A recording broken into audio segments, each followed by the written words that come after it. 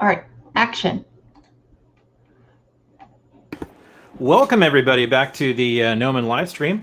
My name is Adam Hartel, and I am a representative for Gnomon, and I get the dream job to work at one of the best 3D art schools in the world. So today's stream is going to be really exciting.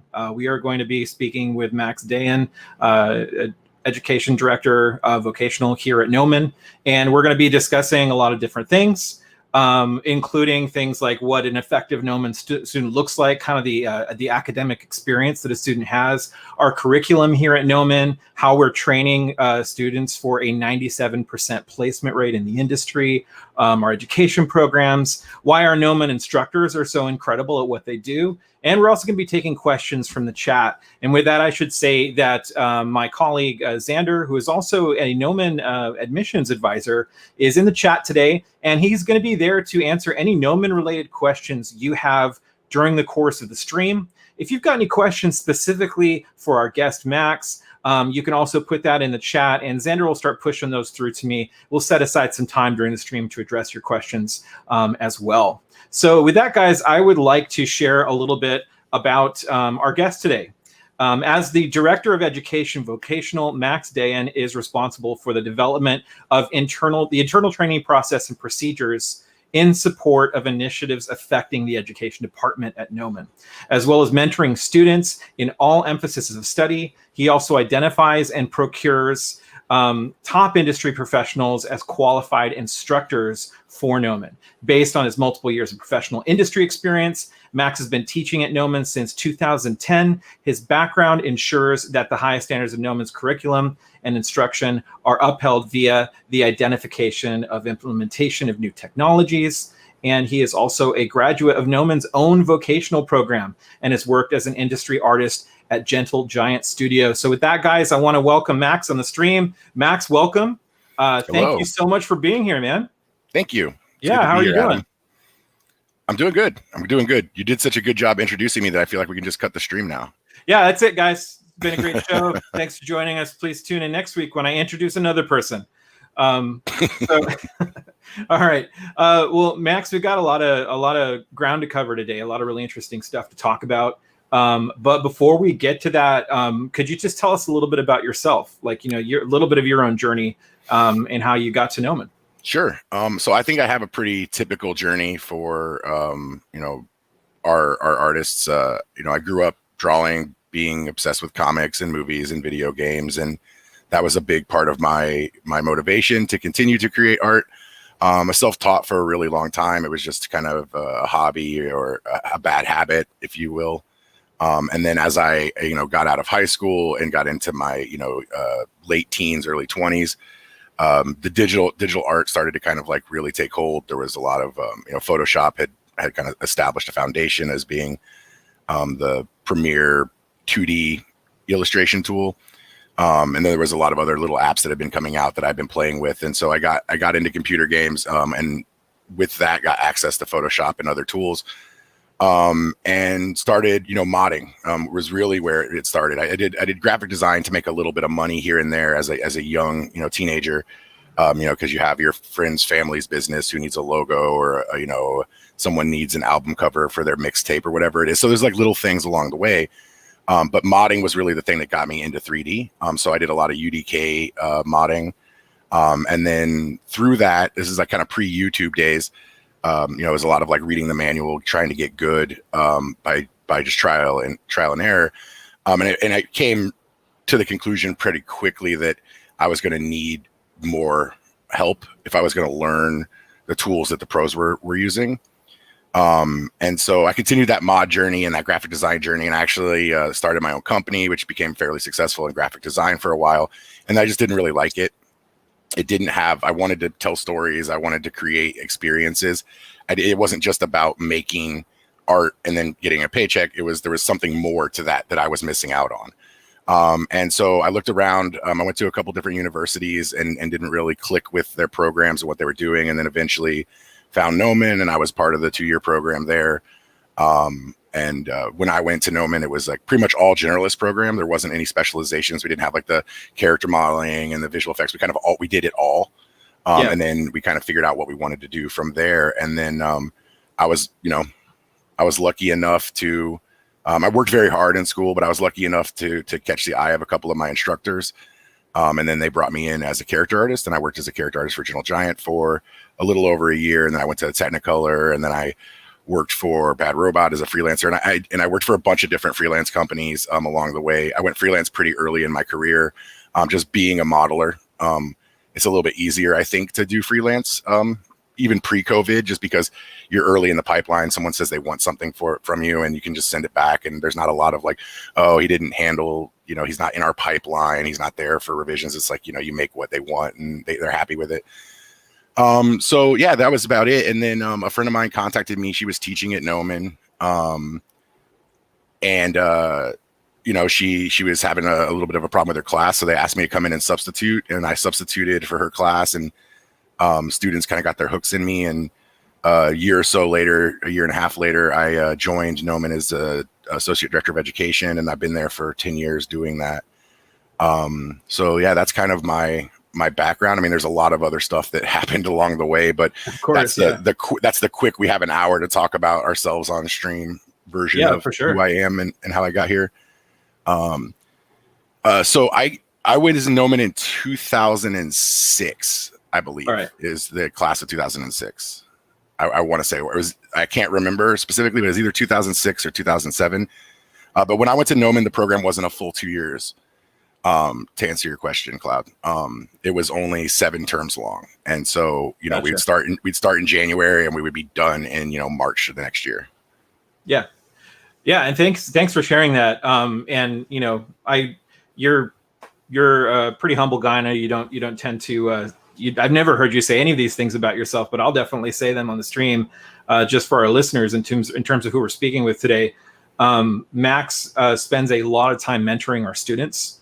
And I've only been with Gnomon for about a year and a half now. And I'll say that I've often when we have alumni who are very successful in the industry come back and share about their journey, a lot of them will pinpoint it back to, some sort of a catalyst moment where Max helped them have a breakthrough in terms of what they wanted as an artist, in terms of what they were doing, how they were willing to engage with what they were learning. So, I think it's more than just what the title says that you do, Max. I think that, you care a lot about our students, and it's important to you that every one of them has the opportunities to succeed. And that's why we're talking with you today. Yeah, certainly. Yeah. And I think that that's actually going to kind of roll into probably some of the questions that we're going to have later as well. Because, you're going to, I'm sure that you're going to ask, or people in chat are going to ask, like, what makes Gnomon special, or blah, blah, blah, blah, or how do you do this, or why, what is it that makes what you do different or special? And I think that at the end of the day, like, my philosophy and the philosophy of the rest of our education team, and what I try to get across to our instructors is that, teachers are one thing, professors, teachers, they're one thing. They come in and they talk about what they know, and they hold you accountable for executing. But we don't really have professors at Gnomon outside of our general education courses. All of our art classes and our production classes are taught by professionals. And what we try to do is we try to create like an idea of mentorship, right? As opposed to instruction. So it's really being, I think, like more involved and trying to get them to live up to their potentials, trying to be there to support them to do that. And at the end of the day, I think like I started this off with saying, I think my story is pretty similar to most people's stories. I wanted to do art. There wasn't a lot of support for it where I was from. I wanted to do it at the really high level. I was inspired by these blockbuster video games and these blockbuster movies. And it wasn't until I got to, Los Angeles, I went to Gnomon, I was around like-minded people, and I had these professors that were doing it, where I really had that support, where people were putting themselves out there and going, hey, you can do this. This is what you need. This is how you need to change your workflows. This is how you need to change your mindset. This is how you need to live up to your potential. This is how you can do it. And that wasn't the same as the other 3 colleges I went to. The other 3 colleges, I was, student 177292224, I submitted my work, and I got my grade at the end of the term. And if I didn't like it, there's nothing I could do. And if I didn't understand what was going on, there was very little I could do. Where in Gnomon, I feel like what we're trying to do is we're trying to create mentorships over instruction, you know.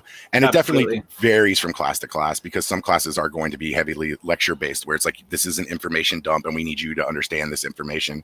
But in a lot of our art classes, and especially towards the end of our programs, they become much more mentorship style classes, where, you know, the teachers are there assisting and looking at what's going on and trying to get people over those hurdles and trying to get them to realize their vision, because we were in those boats. And that's where this all wraps back up to my original statement. I was in that boat where I needed that mentorship. I didn't think I could make it. I didn't think I would ever work in this industry. Even with all the hard work and trusting Gnomon, there's this constant cloud over you where you're not good enough, you're not going to make it, it's so hard, the industry doesn't have space for you, you're not talented enough. And these are the things that we're all thinking when we first make a jump to try to get into a career like that. And I want to help people get over that. I mean, at the end of the day, that's why I put in the time, that's why I mentor, it's why I try to get my team to do the same things, is because we all have been there, and we want to see the students who trust Gnomon with their education hit that same level of success that we were able to hit. And the joke answer of it is that nobody else wants to talk to us about what we do. You know what I mean? Like, no one wants to sit there and listen to me geek out about, even understands what we do. Yeah, exactly. They don't want to sit and listen. So having people that are really passionate about what you know and being able to share that with them and guide them through that is also special to us as instructors. Because 100%. You know, our friends outside of the visual effects or video games industry don't want to hear what we have to say, because we're nerds. Totally. Yeah. And I'll shy away from making a definitive statement, but one of the things I hear across the board when I talk to current students at Gnomon, when I talk to our alumni who are out there working in the industry, is all of them kind of say, like, I was sort of this, you know, misunderstood or just not really understood nerd or black sheep where I was. And then I found Gnomon. It was like I was in my tribe. And I think that's one of the things I love about, I mean, even the classes that I've taken at Gnomon, our instructors are more like mentors, as well as our extra faculty as well. I mean, even if somebody's, you know, not necessarily in a class, you know, they could also go to our AMC, which we'll get to later, but you can get instruction and mentorship from people outside of just your current instructor as well. I mean, the great answer is here. Like, you do a great job, like, when, you know, these events and, you know, being the moderator. And you're an artist, and that's something that a lot of people might not know, is like, yeah, you don't hold an art role at the school, but you're absolutely an artist. And so is everybody else on your team.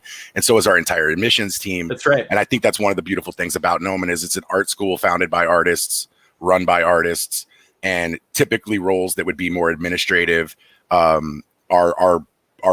being done by artists, people who understand the amount of work and the amount of effort it takes to get in, and ultimately have this single focus, which is helping people either get into the school to be successful or helping them get out of the school to be successful. Yes. And that happens from the top down, you know, with Alex and Dayan, you know, they're both artists. You know, they started the school they wanted to go to, and we all followed along. And so there's a lot of, you know, belief in that vision, I think, at every level. If I were to, like, lay out the however many employees there, I know, man, it's hard to find one person there that isn't in some facet a creative, which I think is really cool.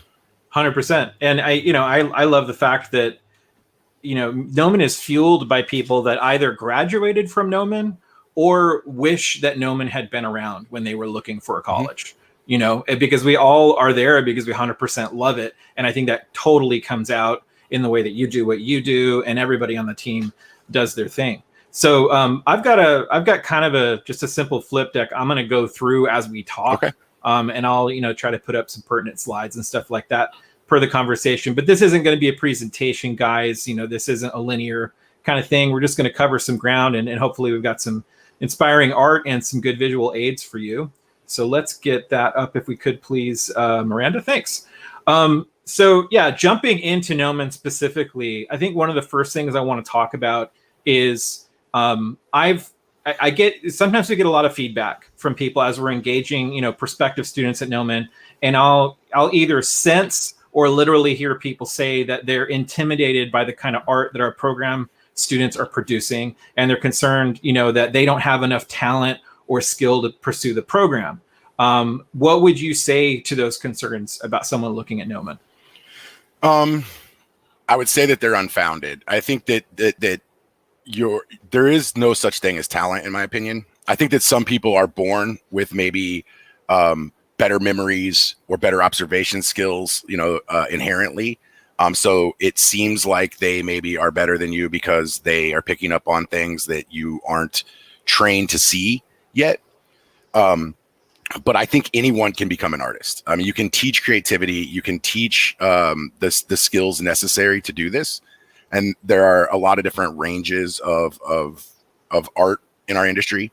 You know, we have tech art, we have concept art, we have production art, we have 1,000 different roles that are being done. And each one of those roles have a different skill set necessary. And I've seen incredibly technical people who don't have the artistic, like the traditional artistic skills, right? Like figure drawing or whatever it is, and go on to do amazing stuff. You know, and they're super high up at really big studios now doing amazing things. And then I've seen people who are hyper artistic and very creative also rise to the top. So I don't think it's about where you are. I know there's a lot of cliche. There's gonna be a lot of cliche things that I say today, but that's because there's a lot of truth in a lot of the cliche things that we hear over and over again. But yeah, if you're intimidated by Gnomon, you should be, because the students at our school work really hard, but that's the only thing you should be intimidated by. You shouldn't be intimidated by the quality of their work, because I've been there for a decade. I've watched people come in the door, not even be able to get into our program, not know where to start, work with our admissions team, work with their teachers in the classes they're taking individually, and grow to a point where they get into the program and then ended up being absolute rock stars and are now supervisors and leads in the industry. And these are people that were ground zero people. But the thing that all of them share, and the thing that you have to consider, is it's about this like unwavering dedication to get good. It's an attitude, it's a drive that really matters. It's not where you are right now. I've seen people who are older change their entire careers and move into this and be successful. I've seen people who are really young, where you're like, man, this person is so immature and so young. Are they really gonna be able to do it and like grow and become amazing? So I don't think there's really a bad time, or you're too late to do it, or you don't have the experience. It's about what you're willing to put in, like how committed to yourself and self-improvement are you? Because that's the thing that all of the people you're looking at are doing, right? Every single amazing artist you look up to has spent hundreds of hours off camera just honing their skills, in practicing drawing circles and squares and cubes and making crappy models and painting crappy paintings and just continually refining and building those skills up. And I think that that's really what it is. So I think that you shouldn't be intimidated by any school or any kind of course or any of that stuff. But if you are someone who isn't at that point yet where you're ready to commit to art as a career, you probably do need to do some practice. You probably need to refine your base skills before you're ready for a program like Gnomon.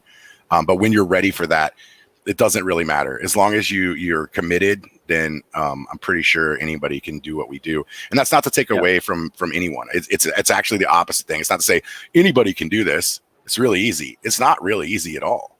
But anybody can do it. Just like anybody can be, a scientist or a doctor or a lawyer if they decide that they want to do those things. Anybody can be a professional artist. You're not born with these skills. Absolutely. Yeah. And I think that's one of the things that we get is like people think you're born with it. Like, because, they don't see you sitting in your room, 8 hours a day, every night drawing and throwing away thousands of terrible sketches. They see the one thing you hand them and they go, I could never do that. And it's like, I'm pretty sure you could if you decided to put in, 1,000 hours over the next couple months, trying to get good at drawing human faces. You'd all be really good at it.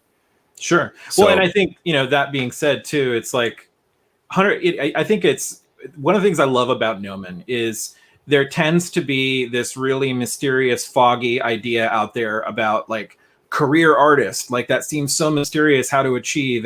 And so people tend to just sort of pin it on things like talent or ideas that somehow it's only for people that it just comes naturally to or is easy to do. But what I love about Gnomon is actually we're showing that's not the case. Just like you said, Max, that these are all things that people can learn if you're willing to count the cost and do it.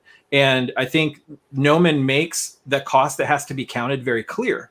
And I don't hear you saying that like, okay, be intimidated by the level of work that's going to be required. I don't hear you saying that. I mean, that doesn't mean that someone out of high school or somebody transferring in from a community college is just like a monster in terms of their dedication and discipline out the gate. Like that's something that is accumulated by someone as they come into the program. Sure, that's where the mentorship comes in and stuff like that. Well, one of the things, and this isn't mine by any stretch of imagination, but one of the things that a fellow artist, Pete Cooper, says, and he's got a shirt, is fail faster, right? And I think that's the thing, is like, if you're scared to fail, you're scared to grow, you aren't going to get where you want to go as fast. So it's if you come in to say something like Intro to Maya, right? I'm just going to speak on a class like I teach. Yeah. And you've never used 3D before, and you're sitting next to a guy who's been using it for 5 years. Like, yeah, you're going to be behind that person in experience and efficiencies and all this other stuff. But that's your first step in doing it. And as long as you give it your all, you enjoy the process, you're working as hard as you can, you're improving yourself, you are going to do great. You're going to do fine. So it's not really comparing yourself to everyone else. It's comparing yourself to you. Yeah. I think that's really what it boils down to, is it's like, just be the better you that you can be. And Gnomon provides a structure for that. It provides a mentorship for that, but people can do that without any school if they're self-motivated and they're self-critical, but a lot of people aren't. Right. Yep. So what Gnomon brings to the table for that stuff is it gives you a structured environment to move forward through these relatively difficult processes and these creative processes and developing an aesthetic understanding of good image making and storytelling. But it's not an issue of comparing yourself to other people. It's like, compare yourself to you. If you're better tomorrow, good, then you're better. And it's those baby steps that eventually turn you into a monster. And most of the really talented people in our industry that you may even have reverence for don't see themselves as these god tier artists. Right. They're thinking about what they need to do to improve. They're looking at those fundamentals. They're looking at, I'm really good at characters, but I'm not very good at at vehicles stuff. So I've been really focusing on vehicles, and I've been fortunate enough because of my experiences and the places that I've worked and the relationships that I've made, and then being at Gnomon and having all these amazing faculty members around me and students, to have a lot of really amazing conversations over the years. And you see that with guys that are so talented and so experienced. And I remember one of our board meetings, our advisory board meetings a couple of years ago, Fausto De Martin was there. Mm-hmm. And he was like, what I'd love to see is like an aerospace engineering class at Gnomon. And I was like, dude, that's so far outside of what we do. Why, where's the suggestion coming from? Kind of laughing. He's like, oh, well, I'm working on a lot of mechs and robots right now, and I'm realizing how far off I am from like really understanding that subject matter. Interesting. And you're like, but this guy is like, whatever, a decade at Blizzard, then turns into like a premier concept artist in the film industry. And he's still hustling. Yep. He still feels that there's something missing from his, his repertoire to be good. So being young in your journey, becoming a professional artist and feeling like you're not good enough or you don't have all the information, you don't have all the information, but you are capable. It's just about putting in the time.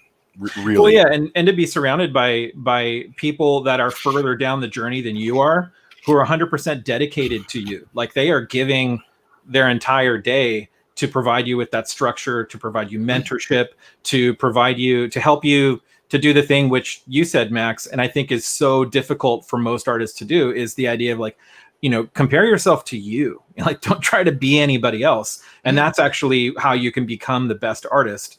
I want to talk just a little bit about our placement rate, because Gnomon has an incredibly high placement rate in the industry. So like last year, 97%. I'm putting up on the screen right now some of the studios out there that actively hire Gnomon graduates. And I think that kind of brings everything we're talking about to a point, in the sense that Gnomon is providing a journey. And is actually able to bring people to a place in their own journey, right? Like, we don't go out there and get the job for the student, but we give them everything they need to go out there and get it.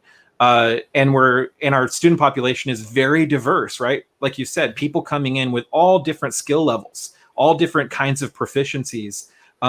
What are some of the things that you might be able, and I realize we could spend an entire stream just talking on this one subject, but what are some of those common traits that you see form in Gnomon students that, ultimately makes them the kind of artist that's able to go out there and place in the industry shortly after graduation? In the students specifically, or Like the individual traits of the students, or the... Oh no, as you look at all these different people coming through our program, are there certain things that you tend to see that are common traits of a successful Gnomon student, of these 97% of our students that are going out there and finding a job? Absolutely. I think that like attitude is a huge one, right? Like you could say aptitude, right? Like the smarter you are, the better you're going to be. But I've seen students of various level aptitudes, like the brilliant people where you're like, holy crap, can I even get through to this person because they're so smart that they make me feel dumb? And then people that struggle a little bit more on the academic side. So it's attitude, I think, realistically. It's dedication and attitude. I think one of the things whenever you're dealing with a rigorous program, and I would say this like, like med school, law school, any kind of, post-secondary, trade, like, visual effects or games. You have to have a passion for it.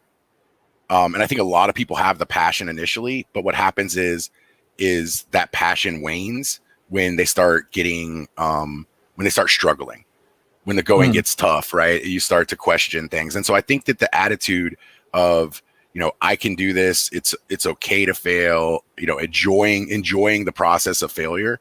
If you want to sum it up into like a really small, like quick thing, it's like the software we get to use, the things that we get to do, they're fun. They're supposed to be fun. Like no one's supposed to hate making a dinosaur. No one's supposed to hate designing a spaceship. And so you get frustrated when your results don't hit the level that you want them to be. And then you start to become negative towards yourself.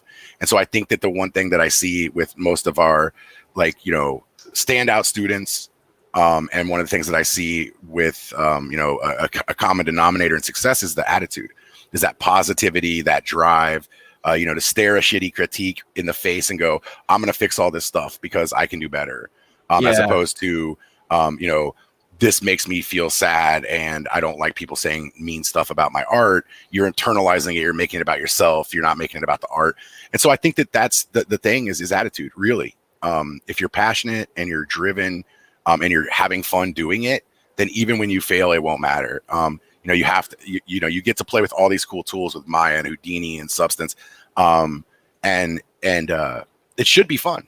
It really should be fun. I mean, like what we're doing should be fun, but it's going to be stressful as well. And there's going to be a long process before you hit that level where you feel like, yes, I finally got what I wanted out of it. And then the counteract that, like, what is the thing that makes our students successful? Okay, dedication, attitude, right? Like those two things are kind of like the core. But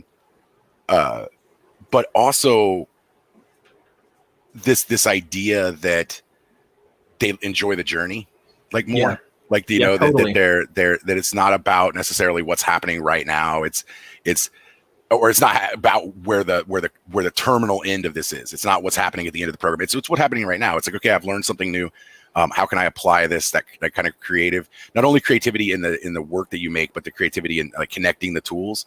I think that's one thing that we try to push at Gnomon is not just, hey, this is how you do something, but like, hey, this is how this stuff works. Yeah, you can do crazy stuff with it. And I think that's one of the reasons that our students are successful when they get out. Like, not what makes them personally successful, but why the industry likes our graduates so much, why they come to us for our graduates so much, is those problem solving skills, those creative workflows, that capacity to get stuff done. But yeah, I mean, hopefully I answered the question. I don't know if I did, but no, you totally did. Yeah, and like you're reminding me of, I mean, one of my mentors. I remember I was talking to them about something I was frustrated with in my art, and it was like, by the time I'm not even done with a piece that I'm working on, and already I'm seeing like how I should have done it better, and then it feels like, like, is this counterproductive? And they were like, no, that's awesome. And I was like, what do you mean? And they're like, can you imagine how bored you would be if you never saw the flaws in your art? Like you just look at it like, well, yeah, that's great. So I don't have anything to learn. So they were basically trying to tell me like, you're learning how to fail essentially, which failure has this really negative connotation, but actually what you're doing is realizing that you can level up, and your brain is starting to tell you, you're starting to see what you need to see in order to level up the next time. Yeah. I think more specifically to what you're stating is that you're learning the things not to do. Yeah. And I think that's the thing is that, like, when you're failing and you go, look, I am a failure. What you're really doing is you're becoming aware of the things that don't work. Totally. I had a moment in my life when I was younger, I was 19, 20 years old, And there was a friend of mine, we'd sit around and we'd draw at our house, and he was really good. He got really good much faster than us. Me and my best friend, we were like kind of like the good art kids in our little community, our little group in high school. And one of the younger kids who was like friends with his brother, got really good really fast. He like looked up to us. He saw what we were doing. He wanted to be an artist as well. And he started drawing. And then he kind of like eclipsed us. Like in a year, he was already doing like better character work and better color work. And I was sitting there one day kind of frustrated and depressed about how good his artwork was. I was jealous, for lack of a better term. I was jealous. And I said, like, how do you do this? Like, how are you getting so good so fast when I've been doing this for 3 or 4 years throughout high school? It's all I do. And you're so, all of a sudden you're better than me. And he's like, you're not paying attention to your failure. He's like, you're sitting down and you're drawing, and, you pick 2 colors and you put them down on the paper. And if they don't look good, you move on and you do something else. But you don't remember that those 2 colors don't work together. And so the next time you go and you sit down, you grab those same 2 colors and you use them again. And then you wonder why it looks like crap. And he's like, but I'm not doing that. Every time I do something and it doesn't look good, I make a note of it. I go, you know what? That yellow and this green, they don't work well. And I never do it again. And he's like, so my success isn't that I'm better than you. It's that I'm paying attention to my failures. And totally. and that was pretty, prophetic for an 18-year-old kid at the time. And there was a lot more profanity in it. There was a lot more, jabs in it than how I'm paraphrasing it now. Yeah. But at the same time, it changed my life as an artist. It really did. Because all of a sudden I stopped just creating for the sake of creating, and I started paying attention to what I was doing, and my work leveled up massively. Because all of a sudden I wasn't creating the same mistakes every time. It's like I wasn't making better art necessarily, but I wasn't making those same mistakes. So every time you remove a mistake from your repertoire, every time you take away something that you're doing that isn't working, then that leaves more room for success. And Absolutely. Just by removing the negative, you're gonna end up, even if your positive doesn't get better, with less negative, you're gonna get a better end product, right? Absolutely. Yeah. And so I think that's the case. It's like if you can remove the 10 things that you do that are the most destructive to your success, as an artist, then you're going to be left with a lot more room to succeed, because those things will be out of the way. And I think that's why, like I was talking about Pete's thing, fail faster. That's kind of what that motto means, is just get the failure out of the way, learn what you shouldn't do, and accept that that's the process, that's the learning process, is getting all that crap out of the way so that you can go on and stop repeating your same mistakes. I think, failure isn't hopeless. I think the hopeless thing is when a person is failing and they have no idea that they are, right? Sure. And that's what we see. That's what I see a lot. Like I don't only mentor Gnomon students, right? Like I get a lot of people reaching out to me, friends of families, sisters, brothers of previous alum who might want to go to school or, whatever it is. And mentorship. And a lot of the times the thing that makes it so they can't be helped is exactly what you're talking about. Yeah, is totally. that they're the things they are making mistakes on, that they don't see them as mistakes and they won't get past them. And they're just like, well, how do I get a job? And it's like, well, you have to improve, and improving means removing these things that you're doing that aren't successful. Well, I like the things I'm doing that aren't successful. Well, then at that point, who am I to tell you not to do the thing that you enjoy? But in regards to the formula or the knowledge and the experience that I have, if you continue to do that, then you're never going to hit a level where people are really, really wanting to pay you for what you're doing. Yeah, so just enjoy it as a hobby, which is not a problem. Right. And I think there's a lot of young artists out there too. Like sometimes maybe they've only experienced, for lack of a better term, what I would call bad mentorship or non-mentorship, kind of that teacher or that person who basically just crushes them and says, my way or the highway. But, the more skilled an artist is, and we have incredibly skilled artists and professionals teaching our courses, these are people that have an amazing ability to come in and say, look, there's 1,000 different ways to do this, but I'm going to offer you some ways that you can improve what's not working for you. So it's not that sort of draconian, kind of thing where somebody comes in and whacks your hand with a ruler and says, you suck as an artist. Like nobody's doing that at Gnomon. No, it's and nobody should be doing that anywhere. Right. Right. I think it's, absolutely. I think it's the difference between an objective critique and a subjective critique. Right. Exactly. So my thing with my critiques is my critiques might be really rough for people to hear, but they're always objective. They're always this is not how light works. This is not how, whatever we're working on. It's always this is not working. So how can we improve it? Right. So it's always objective. It's never, I don't like the style of what you're creating. Like, I don't care if you do cute stuff or you do evil stuff or you do mean stuff or whatever it is you want to do. Like, that's your journey as an artist. But every one of those realms of art can be improved. Yeah. Right. Because of a lack of understanding of how materials work or composition, or, it's always going to boil back down to like the fundamentals, really, when you're talking about like, why does a piece of art not as good as it could be? But if things are subjective, then yeah, it becomes really brutal. And I would say that the same thing happens on the positive side. It's not always negative. We are emotional creatures. And so when someone says something negative towards our art or us, we can get very defensive, and that could be the stuff that sticks with us. But the other stuff that's super detrimental is the positive reinforcement. Absolutely. The stuff of, I love you, and therefore everything you create is fantastic. And that's another one that just absolutely crushes people, because if you think that all the mistakes and all of the things that you're doing are perfect because people have been telling you they're perfect, then it's very hard the first time, even if they say it very kindly and supportively and say, hey, this isn't as good as it could be, let's look at how to fix it. Then you take it incredibly personally, because a lot of young artists, what happens is that they have supportive families, they have supportive friends, and they may not be the only person in their circle that makes art.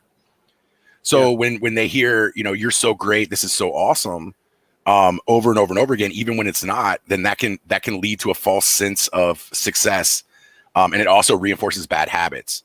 Yeah. Which is another thing I think is really hard to deal with, is that, hey, you're great. And then you get into like maybe an illustration class, and your teacher, who's got 30,000 hours of illustration experience, says, hey, this isn't a way to successfully, illustrate.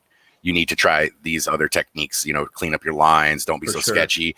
And then all of a sudden you go, well, this is how I do it. This is my style. This is how I like it. And everybody else likes it too.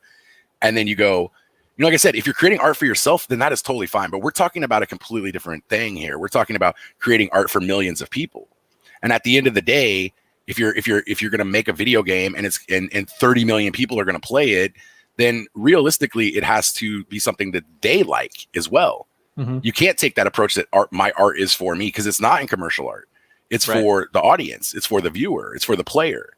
And so we need to take our craft seriously and make sure that we're delivering something amazing for them. And sometimes that means being uncomfortable with, where you're at, and kind of taking a step back and looking at your skill set and going, okay, I can improve. What are the things I need to focus on? And having a mentor is good for that, but also having that attitude. Like I said, it's an attitude thing. It's this idea. It's like, I just want to be a better artist. I just want to be a better me. Anybody who's willing to help me get there, I'm down. And I struggled with this when I first got to Gnomon. I had a lot of back and forth with teachers, because I have a very strong personality, and I told everybody I wanted rough critiques, because I never had one. And then the first time I got one, I was really upset, and I had to have a sidebar with my teacher and say, I don't like the way you're treating me, blah, blah, blah, blah, blah. But they put me in my place, and they said, look, dude, you're not going to get better if you don't listen, if you don't pay attention. Yeah, so that's awesome. Cool. Sorry guys, there's a bit of noise happening outside the window, but that doesn't stop. I'm going to go close the window. You brought up, I think, the attitude thing and improving as a person. That's a really good point. One of the things that I hear Gnomon alums say a lot, and I'm talking about somebody like a Jay Machado, who showed up at Gnomon and didn't know anything about 3D, and now he's the guy that modeled the Millennium Falcon, for the more recent Star Wars films. And I've heard him say, not just, he doesn't say like, well, Gnomon taught me a bunch of techniques that made me successful. He'll literally say stuff like, it made me a better person. It improved my life, right? Because I'm of the opinion that art mirrors life, right? You improve the person, you improve the art, you improve the art, you improve the person. And that gets away from just technique. But speaking of that, I want to talk just a little bit about Gnomon's programs, not particularly like the names of different programs, stuff like that, but more our curriculum at this point. Why do we, because we're very intentional about the way that we approach our curriculum at Gnomon. We're very intentional in sort of that strata that I've heard you talk about, Max, that you build one layer on the other. Can you unpack that a little bit more for us? Sure. So I mean, Gnomon's been around for over 20 years now. So I think the one thing to talk about before you get into anything specific, or you start patting yourself on the back and saying we're really good, is that Gnomon has evolved. That when Alex and Dayan first built the programs, they were already good, and then as the industry evolved, and as the school evolved, and as the teams grew, we continue to evaluate what we're doing. And I think one of the things that our programs excel at is the idea that the students at our school are helping us evolve our programs, because we're getting constant feedback from them in regards to, their course evaluations. We have open door policies. I mean, we're not on campus right now with COVID, but we have open door policies for every office. If you have an issue, if you have a concern, if there's something you don't like, we want to hear it. We keep in great communication with all of our instructors. We have a great PAC board as well, who are all industry people that we talk to about what's going on in their studios and how we can improve. And so I think that to look at Gnomon's curriculum and say what makes it so good, I think is that it's constantly like changing. Yeah. Like the industry is. Like we're constantly reevaluating what we're doing. We're constantly I got asked this question a couple of years ago for a magazine, and they said, how do you keep up with the competition? And I said, we are our competition. Like, we're not worried about everyone else. We're worried about what we're doing and how we could do it better. Like, so the same thing I'm talking about with student success is what we at Gnomon, our faculty and our education leads in the education department, that's what we're doing as well. We are trying to be better every day. So like if a class isn't going well, or if we see students falling apart in certain areas, even our placement team gets involved and says, hey, we're noticing that a lot of these jobs that are, people are looking for this, and the students don't have these skills. How can we make adjustments? How can we get them access to these tools earlier, whatever it might be? And these conversations are being had daily, not every 3 months. They're happening on the weekends, for at least for the education team. We're always in communication about what's going on, whether that's individual student concerns, faculty concerns, or just ways that we feel like we could improve the program. So then to go back to the actual question, so you have to say that first. Like that has to get out there, because what Gnomon's program was 2 years ago is not what Gnomon's program is right now, because we're constantly pushing against it. We've been teaching Houdini for a decade at Gnomon. But we continue to evolve that curriculum and push in more classes and change what we have, because we see the industry change. Unreal is the same thing. Unreal's been being taught at Gnomon for 15 years, but it hasn't been this massive linchpin into all of this stuff that it is now. And so to look at what we're doing and say what makes it great, I would say it's that same thing that makes the students great. It's that desire to improve, that awareness that you're not good enough, that you could always be better. Let's not say not good enough, that you could always be better. That you could That's a great way to say it. Yeah. You could always get better. And I think that that's what keeps us up. And, and for me, having the support of the rest of the staff at Gnomon and the faculty at Gnomon, and having such a dedicated student body makes that very easy. It makes it easy to stay motivated to do that, because it's not an easy thing to do. It's much easier to build something, say this is right, and then leave it there and just say, guys, everybody get on board, because this is the right decision we made. And we made a lot of decisions that we thought were right at the times, but then once we rolled them out and once we saw the progress of students, we didn't. But what makes the program good? Constant communication with the industry, having, every one of our teachers be professionals, so they can come in and say, hey, you know what, last term class went pretty good, but we're doing things differently at our studio now, and I'd like to bring in this, or I'd like to do this. I think that kind of being so current, and having people who are so current, and not being afraid to adapt and change, even though it may mean a little bit more work, that I think is the key. And then ultimately listening to your students. I think listening to the feedback that they have, taking that feedback seriously, because they're the ones sitting in the class. I don't have time to sit in on 80 classes every week and see how they're going. So I have to trust that the people that we're hiring and training are doing a great job. And if they're not, then we work with them to try to get them to do a good job. And we rely on the student body as well to give us feedback. And we do sit in on the classes and audit them every term, but we're not at the same level that a student would. The student's there for 30 hours a week, or 30 hours a term, 3 hours a week. So I think that's what makes it special. Now, if you want the answer of what do we teach in our classes, we teach production art. We teach production art for games. We teach production art for film and commercials and television feature animation. And our educational philosophy is making well-rounded people, making people that have a well-rounded base in all of these tools, that understand how all the processes connect together regardless of their specializations, so that when they get out into a production environment, they're not a one-trick pony, or they're not someone who feels like their one skill that they have is the only important thing. So by having well-rounded people who are good at a lot of stuff, but then still allowing them to have the focus that they want in their specializations, that's good. So it's this balance of foundation. My school director likes to say depth and breadth, right? Yeah. So it's like giving them an ability to go really deep into certain subjects so that they have the time and the experience to be great at something, and then have the depth or the breadth of knowledge to be able to understand how that relates to a pipeline and how they can support the other people in their studios and on their projects, so that they become a valid, employee as well, a supportive member to the cast of their studio.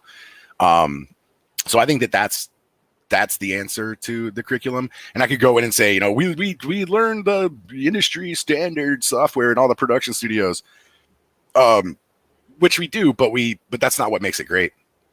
Totally. Yeah. Did I answer the question, or did I just completely? No, you 100% answered the question. Yeah. And I think you brought up a really good point in the process. I've heard, Alex, our founder, say before, we don't see, Gnomon isn't necessarily the student is not the client, as it were. The student is actually for lack of a better term, the work of art that Gnomon is helping to produce. And actually the client are the studios out there. And the student we want to produce students that studios want to hire. And a big part of that is everything you outlined. I don't know. I don't know if that's the analogy that I want to use, but because I think that the students are our clients as well. But for sure, what we're doing is we're servicing an industry, right? What we're doing is we're holding our mission. Like, our mission isn't be a cool place. Like, our mission is to get people careers, to help people get careers in computer graphics. That is like the single focus of everything that we're doing. Mm-hmm. And in order to be able to say our mission, singularly, our mission at our school is to help people get careers in computer graphics, right? The only way to do that is to know what the industry wants. Because if we don't know what the industry wants and what they need, then we are just teaching people shit that they can't use. Sure. Yeah. So it's a double-edged sword. We want the students to be happy, and we want them to be motivated, and we want them to get what they paid for, and we want them to be successful, and they are the customer. Absolutely are the customer. But at the same time, we're the chef. And if the customer we have to know what we're feeding them. We need to know how to cook it right. We have to be in control of that. And in order to do that, we need to have a relationship with the farmers. And the farmers are the studios. Yeah. And so we're all like, it's this big symbiotic thing, studios want good people, and that's why they come to us. That's why the big studios come to us, and say, who do you have? Is because the people that they've hired, they see are amazing. Yeah. And the reason why they're amazing is because we're talking to them and saying, what do you need? Right. What is it you see from the people you're hiring? What can you not find that's important to you? And then that helps us, because we don't go in and say, hey, Blizzard, you can just tell us how to run our school. But having conversations with the people hiring at Blizzard or the people running teams at Blizzard to find out where they see shortcomings, especially an incoming junior artist, is a great way to ensure that, our classes are covering that type of material and are putting that, at the forefront, so that when you do get a job at Blizzard, you walk in and you shine. And that's the goal, because it's not just getting people jobs, it's also keeping those jobs and moving up the chain and becoming the supervisors and coming back to Gnomon to teach 3, 4, 5 years later, and coming and doing a panel and sitting down here and being like, this is what it was like to work on, Diablo 7 or World of Warcraft 2 or whatever it is, because that's where our pride comes from in all this. Totally. Right. Well, and the fact that our instructors are working in the studios that are hiring our students, it keeps this really close symbiosis that you're describing, to make sure that the input they're getting in the school is actually coming from the disciplines that are happening in the studios. And it's sort of answering itself in that sense. So let's talk a little bit about, and I've had a slide up here, guys, in case you want to sort of parse the two together. I just had a slide up here, explaining some of the skill sets that are incorporated in what Max is talking about. When we talk about digital production for film, games, television, and so forth, there's actual skill sets that go into that. And, it's the reason, like Max said, why we're teaching the entire digital production pipeline and then allowing students to build a certain level of skill in a area of their choice on top of that. So I want to transition to talking a little bit about, and this isn't meant to be like, this is different than the presentation that I give. We're not going to take a deep dive into like the technical nuts and bolts of each program. But, there's a difference, for example, between our BFA, which is a 4-year full-time program that grants a college degree and teaches what Gnomon teaches, and the certificate program, which is a 2-year program. It's a little more advanced and intense. Could you talk to us just a little bit about the differences between these from your point of view, Max? Yeah, absolutely. So we can kind of go into the whole thing and build up, right? At the end of the day, every single thing that we offer is fulfilling that same, statement that I made earlier, the mission statement of Gnomon. But it really boils down to the student and what the student wants from their educational experience. When you look at it, when you take it at the most high level possible, right? The bachelor's degree is for someone who feels that the degree is going to be an important part of their future beyond school, beyond the art education, beyond the ability to do production art. They may want to work outside the country if they're a domestic student, and a lot of countries require or highly encourage a degree. They may want to continue their studies and get a master's or a PhD at some point because academia later down the road is something that they're really interested in. They may be international and feel that, the degree grants them a higher percentage chance of landing a job in the United States, of getting that, the immigration status through, employment post graduation. So those are all important things. Now the BFA program is still built on the same legs as the DP program is. It's just that there is this added component of a general education that all degrees at all colleges have to have.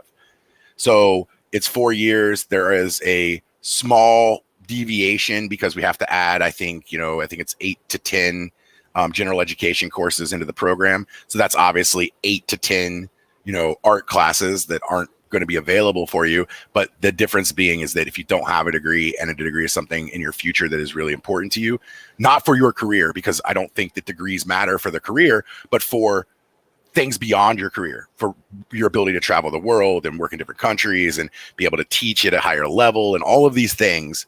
If those are factors into your, into your adult life, into your later life that you want to do, then those would be really, really important for you. Yeah, which often those are often factors for industry artists, because maybe you're not going to be working at ILM up in the Bay Area, but you could get a job at ILM in England. Sure. And then having that degree helps you. I know plenty of people without degrees who they'll get special consideration visas. It's just a much harder decision for them to make because there's more money that goes into getting those visas worked out if you don't have all the little check boxes that whatever government wants to see. So it's not a deal breaker, but it is something to be considered, right? Well, I think if a student is younger and, like, say, maybe just coming right out of high school, I think it's also a really good, when you have that much of your life in front of you, it's also a great prospect to get a degree, because I've seen artists who have been out there working in the industry, been a part of Gnomon, come back to Gnomon and take additional individual classes to continue building on stuff. Yeah. Even our teachers are doing it, like that's, it's like, even our teachers are doing it. So everybody should be, it's, if you think that there's a point where you're finally good enough and you never need to learn anything else anymore, you're going to be really, really disappointed, either in your decision to stop learning, or in the idea that you were going to be able to stop learning. It's never stopped. I worked really hard at Gnomon. I learned a ton at Gnomon, and all it did was train me and teach me that there was so much out there I needed to learn, and that I was never going to stop pursuing that new knowledge. And then you could just look at someone like me, who's been doing it for 15 years or whatever, right? The tools, the techniques, the rendering engines, the programs, like everything I learned in school is virtually irrelevant now in the year 2020. When you talk about the software, when you talk about the tools that we were using, the processes that we were using, the rendering engines that we were using, none of that is the way it is now. So if I left school and said, that's it, I'm done learning, that's going to be a really bad day for me. And unfortunately, I've heard a lot of people at conventions and stuff that's what they've done. They've gone into the industry, they've learned something, they've kept those skills, they got a cushy job somewhere where there wasn't a lot of competition, and then 7-8 years goes by and the company goes under, or they change their pipeline and then they're sitting at square one again going, I need to learn ZBrush.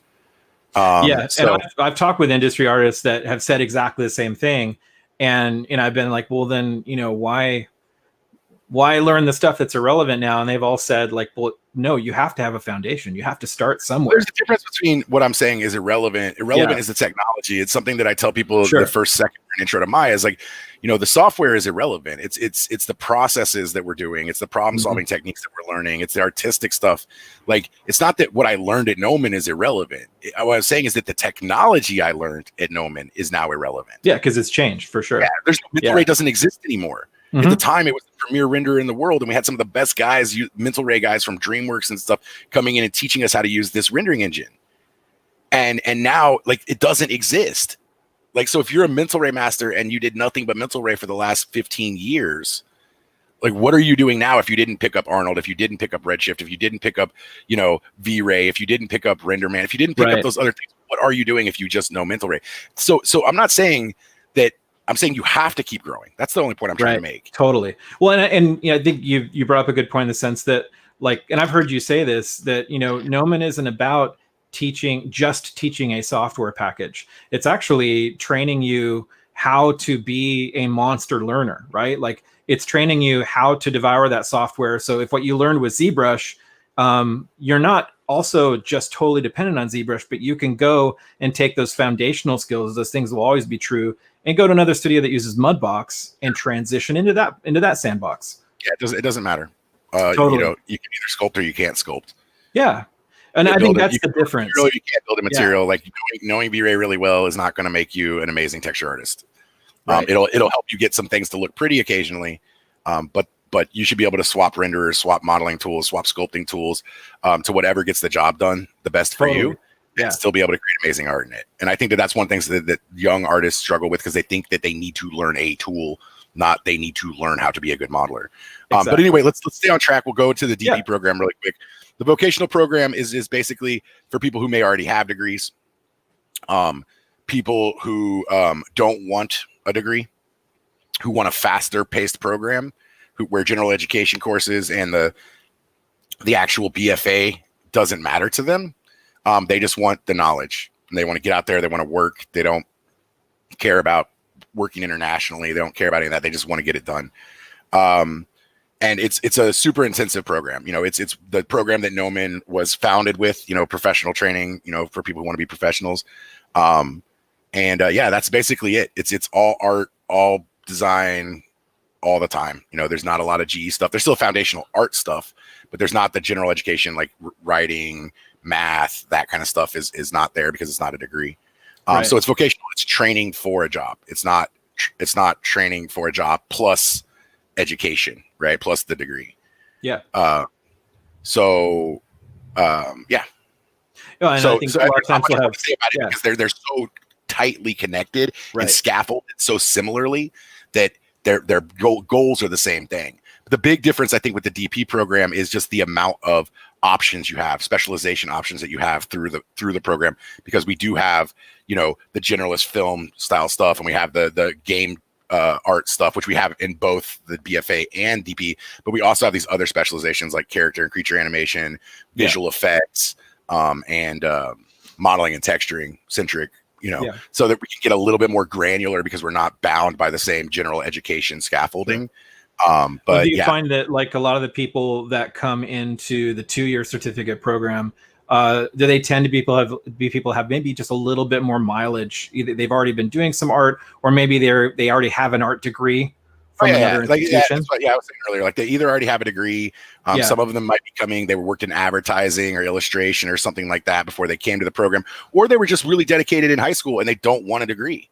So it's not to say that every single person that comes into DP is a professional who wants to do a career change. That's common, but it's not everybody, but we do. Yes. You have people who went to school for fine art or graphic design or animation or, CAD or computer science. And then they got out and they're like, I want to make movies. I want to make video games. Right. Like my first degree was great. I learned it. I know some skills. I'm decent, but this is what I really want to do. And then they come to Gnomon kind of as a master's program. Yeah, One totally. ways that a lot of people think of that the DP program is kind of like a master's, where it's like, Right. okay, you have some skill coming into it and you want to be an absolute monster. The DP program kind of does that, where the BFA is you've got some experience. You really, you're probably fairly new to this, and you want that education and that experience to become a professional. But they're both terminal in the same way, meaning that the BFA, I just want to be clear that the BFA and the DP program are not, there's not different end goals for either one of them. The expectation for both programs and the courses offered in both programs are identical. The same teachers, the same structure, because just because the BFA is 4 years and has GE doesn't mean that our goal still isn't get this person into a studio so they can make cool stuff. Yeah. But before we talk about the foundation really quick, I also want to mention, especially for our viewers and anybody who would be considering applying to one of our full-time programs at Gnomon, Max, you're part of the group, the committee, if you will, that reviews portfolios for the applications that come into the school. So guys, you're also having an opportunity to really hear from someone who, represents what we're looking for coming into Gnomon. And with that said, I wanted to take just a moment to touch on the foundation art design, because this course plays a really important role, and that's for people that want to build their portfolio at Gnomon. Maybe they're not quite ready to, they don't have that complete portfolio, or they're not quite ready to apply to one of the full-time programs. And so the foundation exists for that. So maybe Max, if you could, in more broader strokes, talk to us a little bit about the role of the foundation, and also use that as an opportunity for you to share what you feel is important to that portfolio that they're going to be building. Sure. So this foundation art design is really close to my heart because, like you said, for years and years and years, I've been part of the portfolio, review. And so I see all of the applicants that want to come into Gnomon, and I see the ones who aren't ready for the school. And ultimately I make a judgment on that, like that they're not mature enough or experienced enough to be ready for our program. And the thing that we were doing for years and years and years was telling students like, hey, go to community college, take some classes, take some online stuff, whatever. And our admissions counselors are great, and they would mentor them and tell them what to do. And but what would happen is the student would get rejected, and they would go off and they take some community college figure drawing classes or whatever, and then they come back 6 months later and their portfolios hadn't improved. They hadn't gotten any better. They just had more work to show because they'd gone, and maybe the classes weren't up to the same level, or they just didn't have the motivation that they needed. And so we wanted to give an opportunity for people who didn't have experience, because Gnomon definitely is a school where it's like, okay, you are passionate about art, you just need the training, right? Yeah. But we have an opportunity where it's like either art has been such a tertiary hobby to you, or it's something that you've never done before and you don't know where to start. That's what Foundation of Art and Design was for. It's a non-terminal program, so you don't need a portfolio to get into it.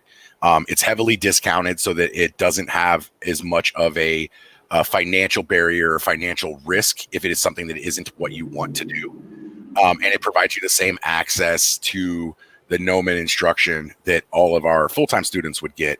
And it's really there to help you over the course of, it's for 4 terms of it. You can actually start wherever you want, depending on what your skill level is. If you don't feel like you need the super basics and you want to start halfway through, that's fine, because again, there's no portfolio associated with it. It's really just a grouping of classes that we've handpicked to say, these are the classes, if you're not comfortable in foundation art, that you should be taking and getting under your belt, so you understand the vocabulary and the process before you try to jump off into the deep end. But so, yeah, it gives an opportunity for people to come in and learn these things and help build the portfolio they want for Gnomon, to get into Gnomon or to get into another school. Because at the end of the day, we're servicing, we're not just servicing Gnomon's enrollment, we're also servicing other schools that you might want to go to. So, or maybe you don't want to go to any school. Maybe you just want to be a better artist and you like doing it as a hobby, and that's fine too. So it's really just an opportunity to say, all right, we know what we do is good, and we know that people want to do it, and we don't want to have a gate up that says you can't come in unless you're already good, because we found that there wasn't a lot of places we could point people where they were going to get the kind of education that we were delivering. And so we said, well, how can we deliver that? How can we help them get where they want to go instead of pushing them away? Because that's what we did for years. For years, we just said, you're not good enough. Keep talking to the admissions people. Keep working on stuff. And then come back to snow. And we had students who unfortunately, didn't have the resources in their areas or, didn't make the best decisions, who it might have taken 2-3 years for them to get accepted to Gnomon. And that to us, when we look back at it, it was like, yeah, this kid's dedicated. Awesome. Like we want them in the program. Cool. But at the same time, we were doing them a disservice by pushing them away and saying, we can't help you. Come back when you're good enough that we can help you. And so that's what this is all about, is giving people that opportunity to build a portfolio, to have some good instruction, to get better at the foundation stuff so that they are prepared for the next level of art education or, just hobbyism, if that's what they want to do. Yeah. Well, and I love that Gnomon stepped up to that and took responsibility for that. I've talked with, high school seniors who are like, well, they've literally told me, they've come to me to say, I know that I don't necessarily want to learn digital production. I'm not going after the kind of, career that Gnomon's training people for. I want to be an illustrator, or I want to get into this art school over here. And they've come to me without me talking to them at all and said, I researched all the sort of foundational opportunities available, and actually Gnomon's the best one. That was the goal when we set it up. That was the goal when we set this thing up was, with a limited amount of time and a limited amount of courses, and a ground up mentality, meaning you're zero and you have no idea what's going on. You've never drawn in your life. How do you do that? So the goal was absolute ground zero, helping people get up to speed in a very short period of time.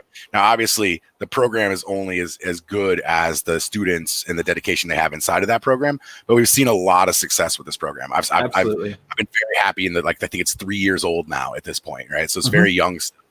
Not even, maybe it just hit 3 years, I think, from our first enrollment, or maybe 2. I don't even remember. I think 2 years. Time flies when you're old. Well, and there's not like it's this junior program at Gnomon. It's like, I think when you're in it's a course. So when you're in the programs, you're training, you're getting ninja training for digital production. The foundation is the equivalent to learning the foundation skills. It's amazing quality, high level ninja training in things like figure drawing, perspective drawing, color and light theory, design, learning how to be a designer, which is a huge one. How to think critically and how to solve problems and how to tell stories, regardless of the skill that you have, right? Because that's the thing, is like design isn't necessarily being a fantastic illustrator. That's technique. So being able to get people to learn how to think creatively and to be able to develop the technique, that's where they're at. That's why it's the art and the design that we're doing. Yeah. Right? And that being said, I'm glad you brought that up. Like, if you're not familiar with the foundation course at Gnomon, there are some amazing concept design classes in there, because being a good designer is foundational to being an amazing hard surface modeler or digital sculptor or something like that. So I've actually taken some of those foundational classes myself, and these are also classes taught by industry professionals. So definitely worth checking out. But yeah, thanks for unpacking that for us, Max. No problem. And I see some of the questions in chat, so we will get to those. I will answer some of your guys' questions when we get a second. Yeah, I forgot that I had these slides too. So I have like amazing anatomy instructor Charles Hu, who's teaching his students. Van Arno teaching life drawing. I've actually been in Van's class in this amazing life drawing class. But we'll move past the foundation. Oh yeah, I love our clay sculpture class as well. So let's talk about the instructors themselves at Gnomon. Okay. So I've got a cool shot of Anton here with a quote of him talking about our instructors. Yes, the most important thing Gnomon offers is access to people who actually know what they're doing. We have instructors who are making some of the best art in the industry. So talk to us a little bit. I'll kind of give you the overarching ideas that I'm thinking of, but you're responsible for hiring instructors, for vetting our instructors. So talk to us about what you're looking for, and then also talk to us. I give you permission to take out some bragging rights to brag on some of the instructors we currently have, and what they're doing. So the way that we handle stuff is that the first kind of rule is that I don't want anyone teaching at Gnomon that I wouldn't want to pay to have teach me. So I've been doing this for a really long time, and I want people that inspire me, that make me. That's the secret to how I hire and how we staff is, we don't open a job and then get thousands of applications and then say, okay, this guy looks like he's got the credentials. A lot of times it's me contacting people I know in the industry, at different studios, and saying, who do you have over there that's an absolute monster? And then, I interview them, I talk to them, and I see, is teaching something that they're really into? Is it something that they seem to have a passion for? Or is it something where they're seeing it as a job opportunity? Because I want people who are passionate about it. I want people who are excited. Most of these guys make tons of money. They don't need 3 hours of hassle driving into Hollywood on a Thursday night to teach, a room full of kids for 3 hours. So they have to be passionate about it. They really want to do it. And so I think that's my philosophy. What I'm doing is I'm looking for people that impress me, but also have the interpersonal skills and the drive and the excitement to want to be a teacher. Because I think being a good teacher is kind of it's these three factors all coming into alignment, right? And if you can be a good teacher if you got two of these, right? But if a great teacher is going to have three, and one of them is what you're doing. Well, every person I'm ever going to talk to about a job at Gnomon knows what they're doing.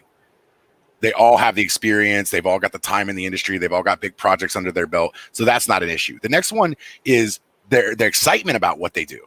If they're burnt out and they've been doing it for 20 years and it's just a job to them anymore, they need to be excited. Like, do you bring that palpable excitement to class because you love building environments for video games, or you love rigging characters, or you love building tools, or you love, sculpting people, or whatever it is that you love? If you have that excitement, it bleeds into your classes.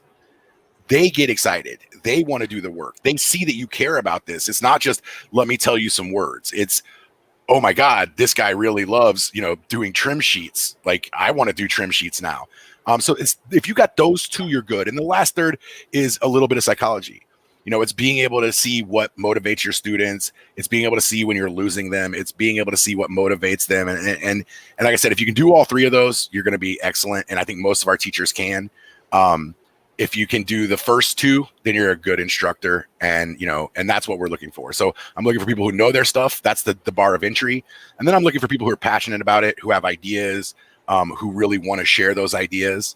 And then we do a lot of training. We do a ton of training, when we bring them on, to make sure they understand how classes are structured, that they understand how grading is handled, because they're not teachers. None of them are teachers. And so that's what our education team does, like Anton, the guy you saw in that last photo, and, Bo, who did a talk like this a while back, and our other two members, Bruce and Gil, that's what we're doing, along with our HR team, which is fantastic. But yeah, we're making sure that they understand, like, hey, how do you translate your experience and your passion into structure? And then we have our students evaluate the shit out of them constantly and tell us how it's going. And then we sit in and we see what they're doing too. And we give them feedback and try to help them improve. And if they can't, then we move in a different direction. I love how all the instructors that I've ever interacted with at Gnomon are very appreciative of their students. They're doing it because of these younger artists that want to learn and grow. And they're willing to grow and adapt, just like you said. Who are there any, like, I mean, this isn't the Academy Awards or anything, but the question that you're asking is a loaded question because you want me to name drop some people. So I was just gonna say that. Hey, this guy looks awesome. Here's the deal: every single person teaching at Gnomon is awesome. I mean, that's my answer. Like, go to our website. Slides up already with some examples. Like, what do you want me to say, Adam? They're all awesome. They're great. No, you said it. That's what I was gonna say. Like, you've already said it, and you've said that all of them are that way. Yeah. So the thing is, like, if you go, okay, like, who's Peter Cleese, like, dude, he's like one of the best Houdini guys in the world. Like, maybe nobody in chat's ever heard of him. And he's not some, huge name, but if you go and you look up who he is and you look at what his reputation, you're going to go, wow, but we're doing that everywhere. We're looking for people who are groundbreaking, people who are passionate, people who know their stuff on every level. So, you mentioned Van Arno earlier and Charles Hugh, and like both of those guys, they're figure drawing teachers. They're, drawing fundamental teachers, but they're still world-class at what they do. Yep. And so there's no one I can pick out and say, this guy is great. Because in my opinion, they all are, because of how I started this off, my thesis statement. Yeah. I only want people working for us that I want to take their class. Yes. Right. So, I like, there's not much I can say. Like, I like everybody that's teaching at Gnomon. If they're still there and they've been there for a year or two, there's a reason why they're still there. Absolutely. Well, no, and I think that's well said. I think as I was listening to you unpack the subject, I was like, wait a minute. This isn't the kind of thing that you can pinpoint anyone because they're all doing everything you just said. I will say, though, that being a student in some of our classes at Gnomon, I've had the experience of coming into a class and kind of, maybe fanboying just a little bit on the person I'm learning from as an artist. Like, I can't believe I get to learn from this person. And then by the end of that class, it's more like I feel like I have a friend who 100% supports me and is willing to mentor me. So yeah, I mean, that's what it's like to come in and learn from the best out there. Sure, And sure. what they do. And yeah, and I mean, and that's the reality of this, right? Is that why do you pay to get education when you can, watch a YouTube video for some knowledge? Mm-hmm. And it's for the mentorship. It goes back to what I said at the beginning, right? It's for the ability to be able to create that relationship, the ability to ask those questions. I mean, that's a big one that I kind of keep pushing our students constantly about. Is like, ask questions, get involved. Let me know who you are by that. Like, because that's huge as a teacher. If people are asking questions, that's not annoying to us as teachers. That's great to us as teachers because that means people are paying attention. That means people are listening. Yeah. It helps us understand maybe where we're not hitting every mark the way we should be hitting the mark. Because if we see this question happening all the time, then we can refine our demonstrations and our lectures and get a better delivery. And so it's good for us to have those relationships. And the people who ask me questions, the people who work really hard for me, they're the ones I remember. And the ones I remember fondly are the ones that I recommend. They're and those are the ones that have the support of all their communities around them. Because if you're invisible, even if you're a good student, but you're invisible, nobody knows who you are. Yep. So there's two things. You want your teachers to know who you are, but you want them to know who you are for the right reasons. You don't want them to know who you are because you're lazy or disruptive, or unprofessional. You want them to know them because you're hardworking and you care, and you're engaged. And that doesn't notice that I didn't use any terminology there that said you're the best student in the class, that you're doing the best art in the class, because sometimes the disruptive person can be doing the best art in the class. Absolutely. But the person I'm going to remember fondly is the one who's working hard, making the most improvement, showing the dedication that they really want this. And that means a lot. Absolutely. No, well said. Thank you. So we'll take my screen share off, and kind of. But to answer your question, Anton Namparella is the best teacher we have at Gnomon. I'm sure. And Bo Jensen. That's awesome. Gilbert I'm sure Anton, these guys are watching. So by the way, I should mention that all of the art that was in the slides is student work at Gnomon. All the art you're seeing today is student work, including the reel that we showed before the stream started. So I think that's also a major part. And I've heard you say that too, Max, is like the proof is there. Just look at the reel. Look at what our students are making. Sure. And that's a result of everything that Max is talking about. So let's take a second more than a second, but let's jump into some of the questions that have been coming in from the chat. I've got a few that Xander has pushed through to me. And if there's any others or additional ones, Max, that you've seen that you want to address, feel free. All right, go ahead with yours. And if I see anything you missed, I'll follow up with it. And if you guys have any questions while we're doing this, feel free to throw them in chat, and I'll do my best to get to them before we leave today. Okay, so I'm sort of ciphering out the first question. I believe is a question directly to you, Max. How long ago was it that you went to Gnomon? I answered that earlier. Like I said, I think I graduated about 2006, I believe. Mm-hmm. Okay, and then another one, as a mentor, and based on what you've observed, what do you think is the common enemy your students have to face when getting into the art industry? Here, I can read it again, I guess. For sure. Because it's a little bit of a weird question for me. So let me see if I can. You want to repeat it for me, Adam? I'm sorry. Yeah, sure thing. No worries. As a mentor and based on everything that you shared, what do you think is the common enemy your students have to face when getting into the art industry? So what is the common challenge that they will continue to have to deal with when they go out there? I mean, yourself, honestly. Your mental state. For a really long time, my goal, like my motivation and the way that I mentored was always, you need to work harder than everyone else. You need to work your ass off. You need to be doing 16, 18-hour days. And I've changed a lot over my life, because that's how I handled my young 20s. So I thought that was the way that things should be handled. And I could say now at 40, years old, that's maybe not the best way to handle it. It's more of a mental health game. I think it's a positivity. And then I had that too. I had the desire to learn and the drive to learn and enjoying the process, but I also had this unreasonable, this unreasonable work ethic where I was just kind of killing myself. And so I would say that the enemy, the enemy is going to be your own brain. And there's a couple tools that you can use to overcome that. One of the ones that I push my students towards all the time, just because we don't have a lot of time, is creating like an art journal, like an art blog that's private. You don't have to share it with anybody. It's not your portfolio that, you know, you're uploading your stuff to every day and kind of just being like, this is what I did today.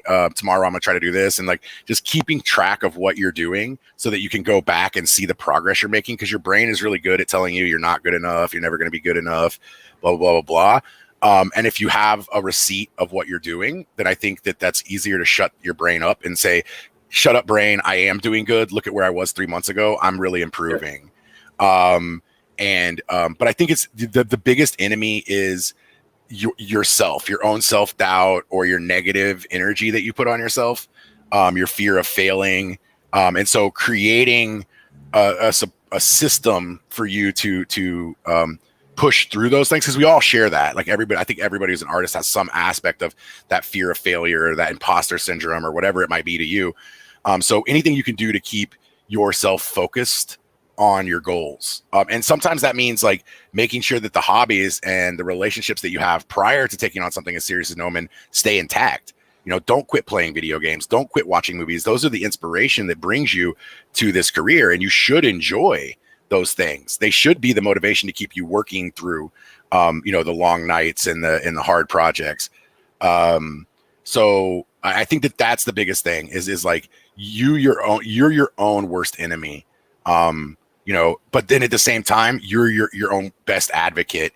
And so if you're putting the blame of where you are on the school you attended, on the tutorials you purchased, on the people in your life, you're not taking the responsibility you need for your own success.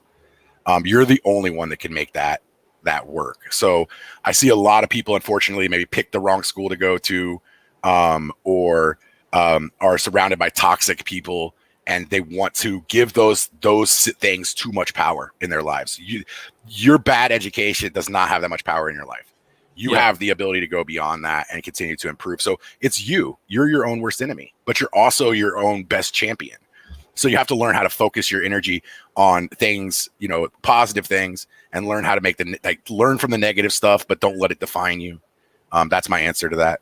Mental health and burnout are big deals in our industry. For sure. Absolutely. I'm loving that answer because it's true, but it also was like one of the most Yoda things you said the entire stream.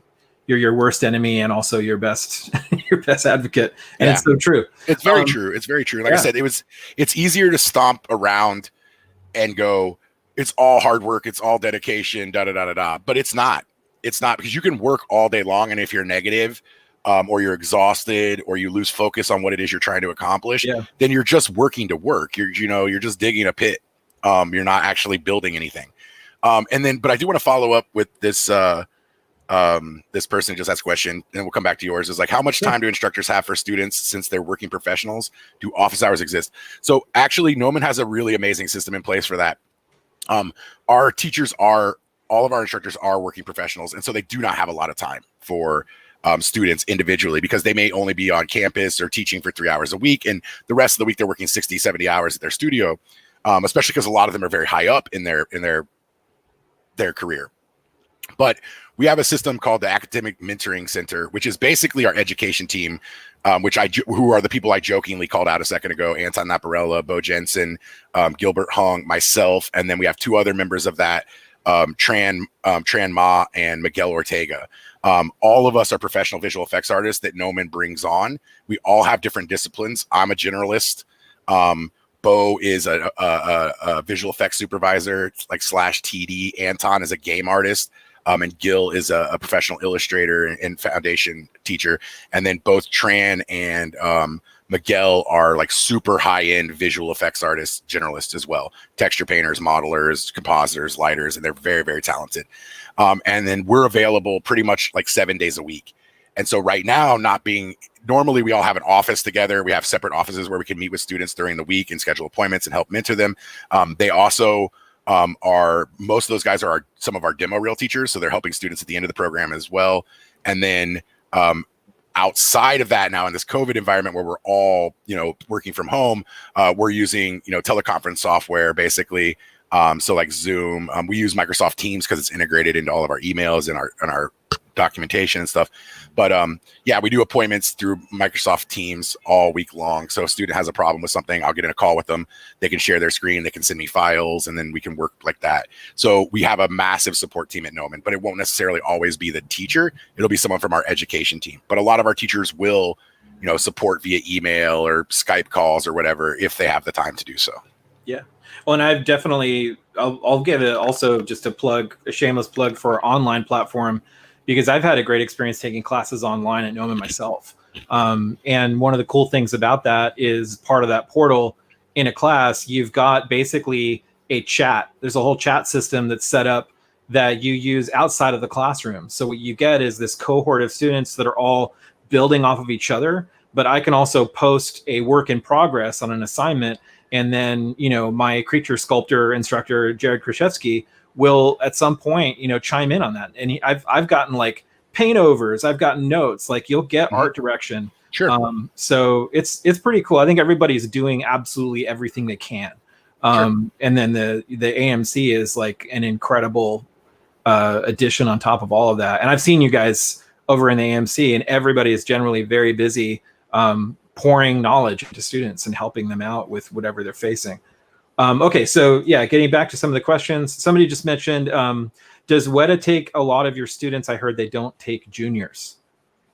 What was that? I'm sorry again. Sorry, WETA Digital. Do they hire Gnomon, freshly graduated Gnomon students? They were just saying because they heard that WETA doesn't take juniors. I mean, it really depends on who you are, because I've seen people coming into Gnomon who are like, I want to work at ILM, and everybody around them is going, there's no way you're going to get a job at ILM. Shoot lower. And my answer to that is don't ever shoot lower, ever. Shoot low. Have a level of expectation or understanding of how the world works. Like, you're probably not going to graduate high school and then campaign for president of the United States and win, right? But that doesn't mean if you want to be president that you can't make the right decisions and angle yourself to that route.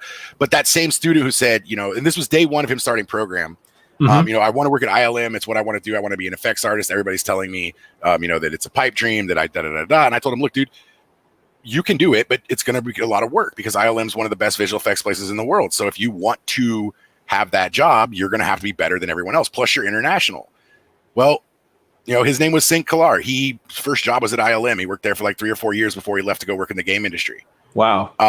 And you can talk to him about it if you want, because he did it. I stood in the parking lot of a 7-Eleven, after orientation and talked to him for 45 minutes about how ignore all the haters and focus on yourself and do a lot of work. And that's where he was recruited to. So will WETA hire a junior artist? If that junior artist is as good as the rest of the people at WETA, you're damn right they're going to hire you, because you're cheaper and your work's amazing. So there's your answer.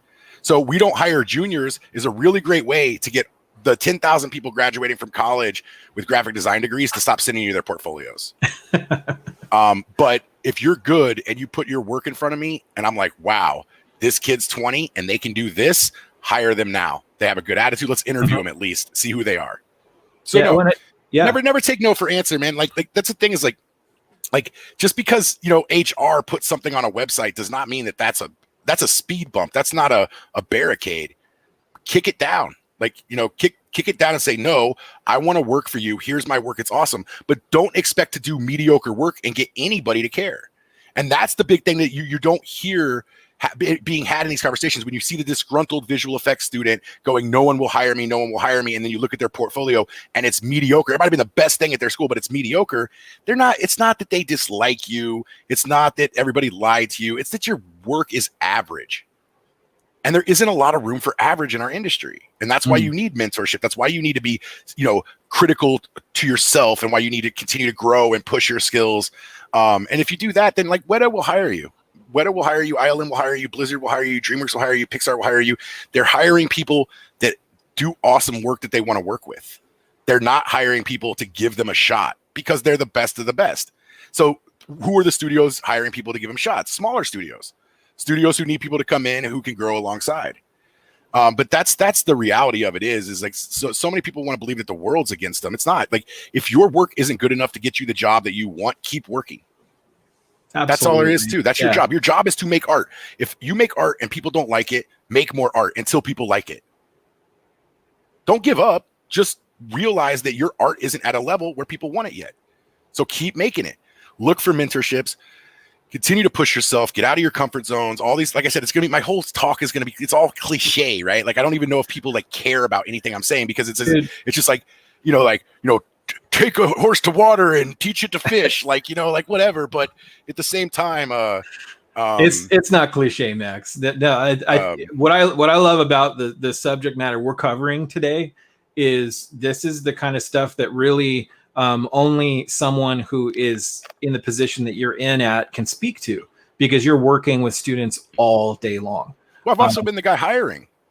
Yeah, absolutely. Yeah. So it's not cliche. And I, just with my knowledge of the questions that I constantly get from, prospective students that I'm speaking with every day, like, these are the kind of things they want to know. Like, how do you stay away from burnout? How do you, not be how do you not shoot yourself down? You don't stay away from burnout. You burn out. You burn out on everything. Eat pizza for 3 weeks, guys. You're going to burn out. You're going to not want to eat pizza anymore. Right. Burnout is a real thing because we get bored of stuff. But the thing is like, it's about the how you look at it. Yeah. Like for me, burnout, really. I deal with burnout because there's always so much new shit to learn. So when I'm learning something and I'm burning out on it, I'm like, I just don't want to play around in Substance Designer anymore. I'm tired of nodes. I can hop over into something else and be like, well, I've never done this before. Like, what is this? Like, maybe this thing is cool. And now I'm opening Magic Voxel or something like that, and like making stupid little glowy cubes, and I'm still able to create and explore and do something else that maybe isn't as pertinent to me as learning becoming better at Substance Designer. Or maybe I try something in Substance Designer that's not normal. I start experimenting instead of trying to make the perfect complicated material because, Daniel Theiger is really impressing me online. I'm over here like goofing off trying to build 2D assets, with like weird networks and playing around with certain silly stuff. So it's exploration and just changing the game up on you, I think, is how you do it. And so it goes back to that enjoying stuff. Like, because I enjoy learning things and playing around with tools and seeing what I can make with them. Self-knowledge for sure. And that you don't start, you're not born into the world with a lot of self-knowledge. You've got to experience pain points. I was a genius the day. We're not talking about you. Okay. That's actually why you're on the stream. My name is on the stream, so it's about me. So, all right. So what do we got next, Adam? All right, let's hit it. Let's see. They want to know what sort of VFX software are taught at Gnomon, and if instructors have preferences. Also, how do artists transition from different software professionally? I think it goes back to one of the things we were talking about earlier, which is that like the software is only secondary what we're teaching in Gnomon. Like if you look at like something like Nuke, it's obviously the industry standard for compositing, but our compositing class is about compositing. It's about understanding how you pull a green screen. It's understanding how you get the best looking results out of color correction. It's understanding what color spaces you're working in. And then so that if you get into a production environment and they need you to use Fusion or they need you to use, something else besides Nuke, then you can adapt. It's just, where are the buttons? Like, how does this program do it differently? What are the limitations, or what are the things it does better? Same thing goes for like, proprietary tools, which I think is even a better question than what software do we teach, is how do you get a job at somewhere like Weta or ILM or Disney or Pixar when all of their pipeline is proprietary? Not all of it, because there's certain departments that have off-the-shelf stuff.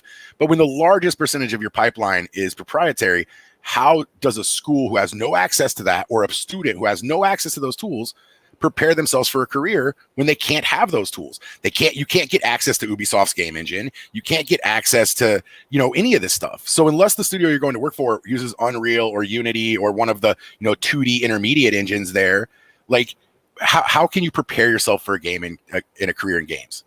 And that is to understand how game art is created, to not worry about the tools that you're using.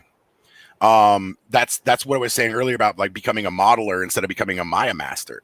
Like, I may have, 20,000, 30,000 hours in Maya, but I can move over to any other tool and do what I do in Maya. It's just going to take me a day or two to figure out where the buttons are and what the workflows, how they're different. But I know what a good model is. I understand anatomy, I understand gesture, I understand structure, I understand form, I understand topology. Those are substantially more important. So we teach the industry standard stuff. We teach what is being used primarily in the industry. So whatever's got the market share, whatever we see happening the most, but there are teachers that have preferences. And sometimes their preferences are stuff we just simply can't do, but they're very rarely incapable of using something. And if it really boils down to, we have an instructor who doesn't have the experience to teach the tools that we need our students to learn, because maybe their studio doesn't use the industry standard, but everybody else is, then we have to find someone else. Then we have to go with a teacher. We have to find someone new who can bring those skills to the table. And so the answer is sometimes we have to depart with people that are doing a really great job and are fantastic, but aren't the right fit for what we're trying to do at the school. And that's happened throughout time. When we had some of my favorite people that I've ever worked with at Gnomon don't teach there anymore, simply because their career moved in a different direction than what we needed to do at school. And there was no bad blood, but it was like, hey, we want to move this class into Unreal. We need to make this more about this, this, and this. And they're like, well, I'm not doing that. I'm over here. And it's like, yeah, but that's not what the rest of the industry is doing. Well, I'm making my money and I'm, very popular in this space, but it's like, but that's not where how many people do you need to hire in your space? None. Well, over here, there's 60,000 people that need to have these skill sets. So obviously we need to go that route. So we have to find someone who can deliver to our students. To answer your question. So yes, they have, if we can facilitate that, and we do feel like it's industry standard, so it's pertinent information to our students, we will. But I tell this to software companies that I work with all the time. Gnomon doesn't teach software. Software is a tool that we use to help our students become visual effects artists and game artists. We don't have classes. We have very few classes at Gnomon that actually have the name of a software in the title, which from a marketing standpoint is a terrible idea, right? Because everybody who's trying to learn visual effects wants to sign up for the Blender class or the Modo class or the whatever class, because they want to pay to learn the software. But our classes aren't that way. It's not, matte painting in Nuke or whatever it is. It's like, no, we have a matte painter who's teaching you how to matte paint, who has 15 years experience matte painting in video games and film, and he's going to use whatever tools are necessary to get that done. So it's not what's your matte painting class? Does it teach Nuke? Does it matter that it teaches Nuke? Because I think what matters is that you got someone who knows what they're doing, who's passionate about it, who can give you the knowledge you need to be successful in that career. And the tools that are being taught in it should be the industry standards, but they shouldn't be the reason why you're taking a class.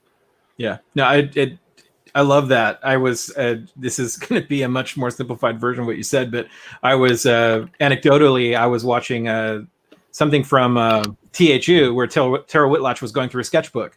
And if you don't know who Tara is, she's an amazing, one of the best creature artists or creature concept artists in the world. And a wonderful person. Yes. And she was, using some kind of pen to sketch out something while she's talking. And the person interviewing her was like, oh, what kind of pen are you using? And she was like, I don't know. I got this at the grocery store. Yeah, well, we have that joke, right? Like whenever you have like an event and there's like a badass artist on stage, like sculpting, the first question that's going to come out of the audience is what brush do you use? What's your favorite brush? Right. And it's this joke that all the professionals have. It's like if you're painting in Photoshop or you're sculpting in ZBrush, the first question is always, what's your favorite brush? Because young artists think that the brush matters. But if you're a great artist, you can finger paint. Mm-hmm. No, it's not the tool you're using. It's the decisions that you're making, the experience that you have going into it. All right, so let's see. We've got another question. What are your thoughts on being an indie developer after learning at Gnomon? I think it's good, but the advice I give to every single student, I won't say almost every single student, is put in some time in the industry first. I think that there's a lot. Gnomon is preparing you for the career, but being there in the studio is the career. And there's only so much a school can do to prepare you for what it's really like to develop a game. And so you might be a phenomenal artist and you may even know Unreal really well, and your best friend might be a world-class programmer, but there's so much to learn in the world of game development or film production from being in those studios. So if you want to do indie stuff, my recommendation is always sit back and put in a year or two in a real studio, build some connections, learn the pipelines, see how things are going. There's so much insider information that the experience of actually being there is going to give you that you could never gain from any school, no matter how good they are. I think Gnomon is one of the best schools in the world for what we do. And I would be an absolute liar if I said we can prepare you for what it's like to be in the studio, because we can't. We can get you into it. We can help you get the skills and build up, the experience you need to be successful there. But once you get in there and it becomes, that becomes your family, and the projects become family, you start seeing how that specific, and every studio is a little bit different. So I would say don't do indie dev right out of school. Give yourself a year or two to really learn what it's like, and then walk away from it if you don't like it and do your own thing. But I think the amount of experience that you're going to gain in just how to budget that time, what kind of skills you're going to need, what kind of tools are the best, people that might be able to help you. That's another big one, is those relationships you're going to build in the studio. You might find a rigger who's like bored in their free time, who's just like, yeah, I'll do all your character work for you for free, because, I think it'd be cool to work on a little side project. And then all of a sudden something that you're not good at or don't enjoy is being done. So yeah. So the last question that I've got right now in front of me is, hey, Max, do you have more to add about fighting against self-doubt and second questioning? Second questioning. Yeah, I mean, what I said was really the crux of it, but surround yourself with good people. That's a good one, man. Just because they agree with you doesn't mean that the people around you are the right people to be around. Surround yourself with people who are motivated and positive and also hardworking and are shooting for the stars, because that could be motivation for you to keep working and working through it, to keep up with those people. Like I said, I really believe in that whole, like, keeping track of your own work. Looking at some, I did a lot of research into time management stuff when I was freelancing. There's a lot of good techniques out there that you can look up on Google, like the Pomodoro technique and some other techniques where if you have a hard time like keeping up with stuff, stay just try to stay positive. I mean, I know it's easy to, those things are like easy to say, but it's a learned behavior, I think is what it is like, just keep going. But you can do things to make it easier on you. And like I said, like the work journal stuff, I think is huge personally. By being able to look back at where you came from and where you're going. One thing I do is I take a lot of notes while I'm working. So that also helps cement the information. So if you're someone who feels like you're not growing fast enough or you're not connecting quick enough with the work, and that's leading to negativity, I would recommend that you take like a slightly more academic approach to even your own work, not necessarily to your studies, but the work you're doing. Write down notes, tell yourself what's working and what's not working, even if you never go back and read those. So when I'm trying out a new technique or I'm testing something or I'm working on a project, I've got a notebook next to me, or I've got Evernote or Google Docs open, and I'm constantly writing myself notes like, hey, this worked really well, maybe next time try this. And so by doing that, I'm kind of reinforcing the things that I'm actually trying. And I'm doing that thing I talked about earlier, where I'm actively trying to remove the mistakes that I'm making so I don't repeat them. And I'm giving myself little exclamation points of, this really worked well and maybe will be applicable later down the road for something other. So by taking a more active role in your work and in your education and in your mental life, that would be the I think the point that, or your mental health is the point I would make. But it's about the support around you. And even if you feel like you're alone, there's communities that are really supportive. Reaching out to people is a really good idea. Putting yourself in positions that maybe aren't comfortable is also good. When the world returns back to normal, like go play in a D&D game at a local board game shop, or, get in a book club, or, join a group of casual people who like to do role-playing games online, or whatever it is, read a book. All of these things to like get your creativity moving or to change your routine. This is one of the things I tell students when they're in a really bad slump is, if you're in a slump and you're not positive and you're having issue with positivity and motivation, nothing is going to change if you don't change something. So even if that means like getting up in the morning and going for a walk for 30 seconds and just looking around outside and being like, where do I actually live? What's happening on this corner? Like, just those little things can change a lot about how your day goes, because you're not in that same routine of like, I get up, I sit at my desk, I work for 40 minutes, then I get upset that I'm not good, and then I go into my kitchen and I eat 4 pints of ice cream, and then I go over to, my table and I cry. And it's like, well, if that's what you do every day, then how can you expect to break out of it? So find something different, like hold yourself accountable, draw for an hour a day, paint for an hour a day, call one of your that you never talked to and tell them that you love them. Like whatever it is, something to change your routine. And hopefully that answers the question or gives you some things to think about. But a lot of it I think is about the routine that you do. If you do the same routine every day and you're getting the same feelings and emotions, change that up. And try out systems, like make a weekly schedule for yourself and say, I do art on these days and nobody can bother me, and unplug your phone and unplug your modem and, put on your favorite song and put on your headphones. And for that 3 hours, just do whatever you want to do, make art and ignore the rest of the world is happening. And hopefully that helps. Absolutely. No, I mean, I love all the stuff that I'm hearing. And I think I say it on just about every stream, but like doing these streams, talking with the people that make Gnomon run, I always learn something myself. And absolutely, Max, you've said so much more than just, what was it? You were saying cliches earlier. And I think you said it at the onset of the stream. Sometimes it sounds familiar because it's true. And I think the other thing I love about this stream is that this is also being recorded. This is going to be a resource for people to be able to go back through and look at.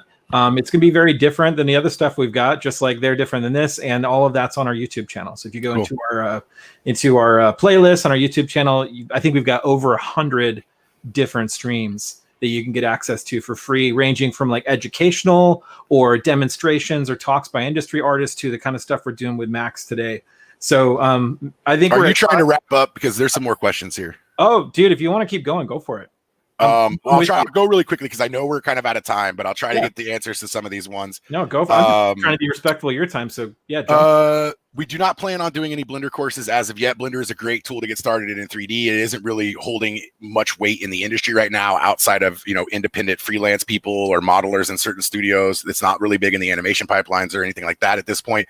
So it's a great way to get into it. It's a beautiful tool. I'm playing with it myself. Definitely not saying anything negative about Blender and its community. But as of right now, I think there's a lot of resources for Blender on the internet. And I think it's a great entry-level tool. So keep learning it, keep playing with it. And your knowledge in Blender could absolutely be applicable to taking a higher level course at Gnomon on creature design or environment, this or that, because you don't have to use Maya to do a lot of the higher level stuff. You can use Blender to make your models and then put them into ZBrush and sculpt and, move them over into Unreal or whatever. So, but the answer to that right now is no. At this point, we don't have any plans for Blender. But like I said, we change quickly. Yeah, talk to admissions about portfolio stuff for sure. But in regards to your portfolio, we look for range, we look for creativity, we look for execution, commitment, follow through, all those types of stuff. Gnomon graduates do AAA. Personally, Gnomon's program is a great way to get indie development or develop my own game.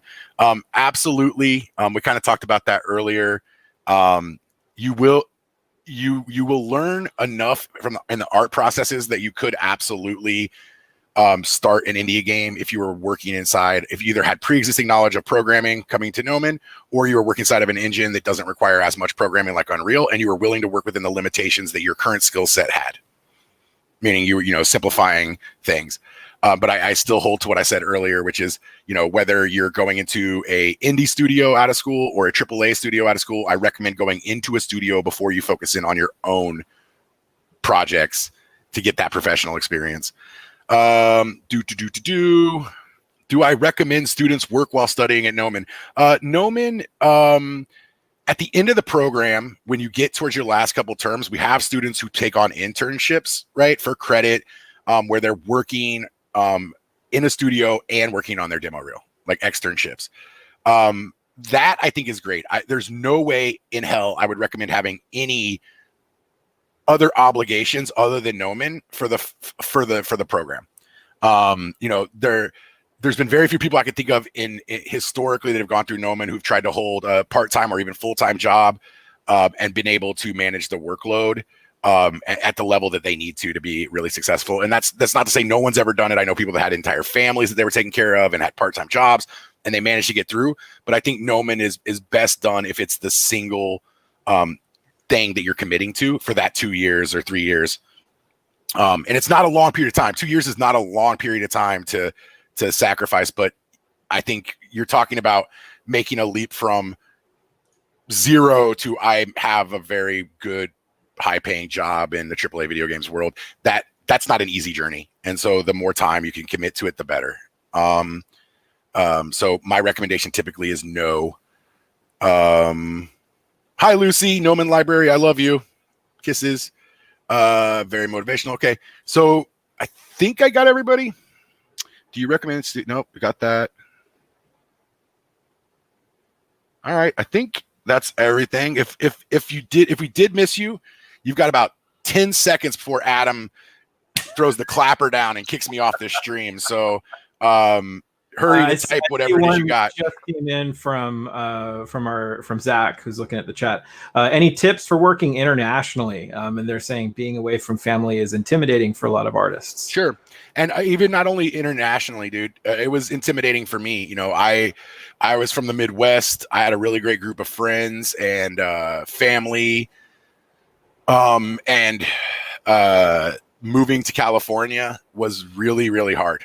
I got here. I didn't mash with the personality types initially. I didn't have a social life. But I think the one thing that makes it easier if you're talking about doing something like going to school like Gnomon is that when you get there, you find out the differences between geographic friends and people who are actually in tune with who you are as an individual. So when I got to Gnomon, everybody had the same passions. We had the same goals. And that was those are very different friendships that I built at school than what I did at home, because back where I was from, Indianapolis, like my friends were people I grew up around. The only thing we had in common was that our parents chose the same apartment complexes to raise families in.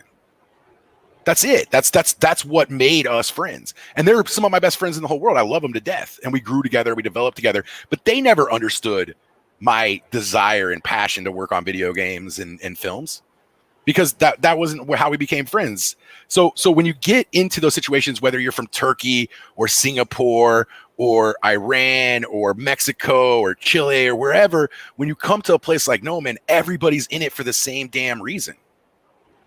And then you start developing friendships that are way different than the friendships you're used to. So you're homesick because of familiarity. But then when you realize that someone you've never met from a completely different country is more like you than anyone you grew up with, it starts to get a little bit easier. So the first moment is rough and you are worried. But if you build those relationships, you take yourself and you become a little bit vulnerable and you let people know like what you're about, you're going to find out that all those people in the studios and all these people in your schools are there for the same reasons. And then those friendships will help deal with some of that anxiety of being away from home and missing your families. And remember, at the same time, I mean, you're doing it because you have this unwavering desire to do something bigger than what you're doing. So it's also keeping that in mind. It's like you're doing some of it to honor your friends and your family and the people that help build you into the person that you are. You're doing it to go and create these beautiful stories and these beautiful experiences that they can enjoy, because you have to, because it's part of you that you have to do. And you can't take no for an answer. So that sacrifice is a necessary evil, but it's also what's going to help build your community and your friendships, and you're going to meet people that you're going to love throughout your entire life, that are going to be there to support you and help you get jobs, and they're going to be there at your wedding, and they maybe even be the person you're getting married to. So yeah, it sucks. It's hard. I can't imagine what it's like to move from one place and have to learn a new language and try to learn hardcore CG. But I've had hundreds of students over the years who've done it and gone on to do successful things, and they're amazing people, and I'm very proud that I got to be part of that experience with them. And if they can do it, then you can do it as well, I guess is the right thing. So maybe my journey is a little bit easier because I'm going to an English speaking school and I'm English speaking and it's the same country. But it was definitely culture shock and there was definitely some homesickness, but the people I met along the way made it easy, and I wouldn't change it. You know, I was ready to leave at points, you know, because it's like I just wanted to go back to what was familiar. I just wanted to go back to the people who I see every day and I had seen every day for the first 20 years of my life. But now I couldn't imagine my life without the people I met at Gnomon. So hopefully that answers your question. We've got one more question that came in under the radar the last minute. Hugo from YouTube is asking, may I ask, why do you consider yourself a generalist? Do your skills in animating, modeling, compositing balance equally? I wouldn't say equally. I definitely am stronger at certain things than I am at other things. Like I would not hire me as the animator for any of your shows whatsoever. But I could do a decent amount of your rigging, unless you wanted some crazy Weta level rigging. I could do a decent amount of your rigging. I can build tools. You know, I'm proficient in several different you know, programming languages. Plus, with my experience in art pipeline, that means that my ability to program also augments, you know, or my ability to know how it should be done augments my ability to do some coding, in a very strong way in regards to making tools. I'm proficient in modeling and sculpting and texturing and map baking and procedural material building and rendering and lighting. But again, I'm not I like, don't hire me to be an effects artist. But if you need someone to do hair, I can do that. You know, if you need someone to do cloth, I can do that. But I'm not the dude that you should be hiring to like blow up an entire city. And, you know, I'm not the guy you should be hiring to do nuke. But so the reason why I would consider myself a generalist is because I've had a lot of different generalist opportunities in my career. You know, one of my first studios, I was hired as a character artist, but it very quickly found out that nobody else wanted to do any of the hard surface work. So I kind of became the hard surface guy just out of necessity, which led me to being the guy doing a lot of like environment stuff and on-set scanning and, you know, other projects, you know, 3D printing and photography, because everybody else just wanted to sculpt characters. So yeah, I consider myself a generalist because I am a generalist, I guess is the best answer Totally. for that. And Awesome. Also, you got like, just, you know, even though, because you guys don't know me, I did, you know, I was a graphic designer. I was you know, a video game modder. I was a photographer. I did a lot of stuff before I got into CG, whether it was professional or hobbyist, sculpting, ceramics. So I have a really wide range of interests prior to even the professional art stuff that's kind of continued through my journey of doing this over the last, you know, 15 or so years. Awesome. That's all the questions that I've got. Okay, cool. So Max, thanks so much for giving your time. Thanks for I think we did more than just have a chat. I think you were able to unpack. This was a great generalist stream. You unpacked so many different things for us. It's the Gnomon generalist stream. And for any of you who had questions about portfolios, I definitely want to point you towards a stream that we did with our director of admissions, Hannah Webb. The entire stream is about portfolios and what we're looking for at Gnomon, what, you know, generally is true about building an effective portfolio. Definitely check that out, and any of the other content that we've got on our YouTube channel, or, you know, stuff that we've done on Twitch is also in our backlog on that channel as well. So I want to thank everybody for tuning in. I do want to invite you back for some upcoming events. One of those is every Wednesday. Our Chief Creative Officer, Josh Herman, does an art jam from about 10 a.m. to 1 in the afternoon. Lately, he's been working in ZBrush on some D&D characters that he's like randomly rolled up using, I think he's on D&D Beyond. And that's been a lot of fun, but it's a hang. He does art. He answers questions from the chat, just kind of gives you somebody to be with while you're creating. And then additionally, next Thursday, October 15th, at 7:30 p.m. right here on the channel, we'll be having an event called Using Katana for Look Development, the creative process. And again, that's on Thursday at 7:30. And then lastly, a week from today, we're going to be having another stream at 11 a.m., which is going to be a virtual info session about Gnomon. But preceding that will be a talk with our special guest artist, Jared Marantz, who is a monster at creating monsters, one of the best creature sculptors and creature concept artists out there. So definitely tune back in next Friday. So guys, I'm Adam. I'm happy to be able to host you, and I hope to see you back here again. And yeah, thanks for tuning in. Bye, everybody.